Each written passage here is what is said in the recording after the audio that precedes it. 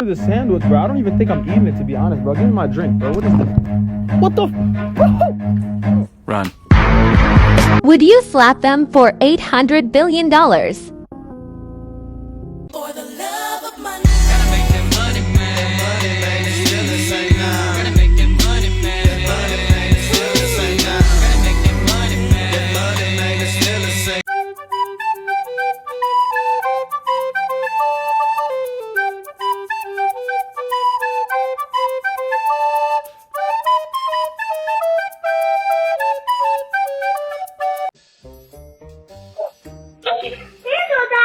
Thank you.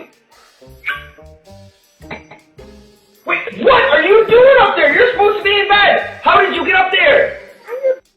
You're not in Surrey. Get out of there. What are you doing up there? Come here.